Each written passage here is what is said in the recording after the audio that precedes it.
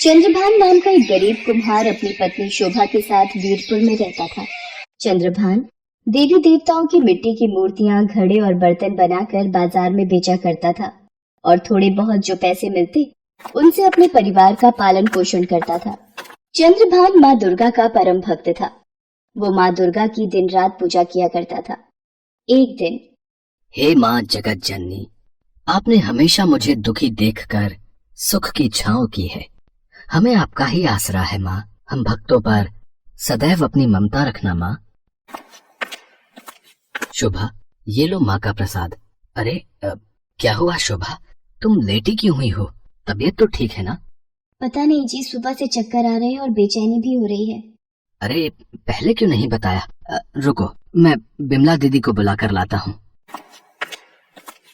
चंद्रभान पड़ोस में रहने वाली विमला को बुलाकर लाता है। विमला शोभा से सारी बातें पूछती है। कुछ देर बाद, शोभा 9 महीने बाद मिठाई तैयार रखना, तुम माँ बनने वाली हो। क्या विमला दीदी ये सच है? सुनो जी, आपने सुना? हाँ शोभा, मैंने सब सुन लिया है। मेरी देवी माँ की कृपा से तुम्हारी गोद भर गई। हे देवी माँ, अपनी कृपा रखने के लिए आपका बहुत बहुत धन्यवाद। चंद्रभान और शोभा माता रानी के चरणों में शीश नवाते हैं। चंद्रभान अब दुगनी मेहनत से माँ दुर्गा का नाम लेते हुए मूर्तियां और बर्तन बनाता और बाजार में बेचता। चंद्रभान और शोभा को बस अपने बच्चे के आने का इंतजार था। एक शाम, मुझे लगता है मेरे दर्द शुरू हो गया है। आप विमला दीदी और दाई माँ को बुला लाओ। विमला और दाई माँ आ जाती हैं। विमला दीदी, ये माँ दुर्गा का प्रसाद का जल आप शोभा के मुंह में डाल दो, उसे आराम मिलेगा। ये कैसा चमत्कार है? माँ दुर्गा के नाम का जल पीते ही शोभा को ये आराम मिल गया और ये बच्चा भी आसानी से हो गया। जय माँ दुर्गा। बधाई हो चंद्रभान भैया, लड़का हुआ है। जाओ वीरेंद्र हलवाई से लड्डू का डिब्बा लेकर आओ। चंद्रभान मिठाई खरीद कर लाता है और सबका मुंह मीठा करवाता है। शोभा और चंद्रभान बेटे के जन्म के बाद बहुत प्रसन्न थे। वो अपने बेटे को माँ दुर्गा के चरणों में माथा टिकाते हैं। शोभा, माँ दुर्गा की कृपा से जब से हमारा प्रथम पैदा हुआ है, मेरे कारोबार में भी वृद्धि हुई है। अब मुझे और ज्यादा मूर्तियाँ और बर्तन बनाने होंगे। हमारा लाल तो हमारी जान है जी। माँ ने प्रथम को झोली में दे दिया, हमारे जीवन में खुशियाँ आ गई। प्रथम के आ जाने से चंद्रभान और शोभा की जिंदगी ही बदल गई थी। दोनों उसके साथ खेलते, बातें करते, अपने लाल को बहुत प्यार करते। धीरे धीरे वक्त बीता। प्रथम 9 महीने का हो गया था और घुटनों के बल चलता था। एक सुबह, सुनो जी, कहाँ हो? अरे ये तो बर्तनों के लिए चिकनी मिट्टी तैयार कर रहे हैं। प्रथम सो रहा है, तब तक जल्दी से खाना तैयार कर लेती हूँ। शोभा भोजन बनाने झोपड़ी के भीतर चली गई। चंद्रभान माँ की भक्ति में आंखें बंद किए मिट्टी रौंद रहा था और माँ का ध्यान कर रहा था। चंद्रभान मिट्टी को पैरों से कुचलता जय माता दी का जाप कर रहा था।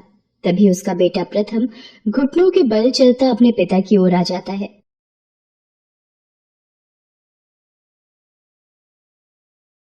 और अनजान पिता मिट्टी के साथ अपने कलेजे के टुकड़े को भी पैरों से मसलता जाता है।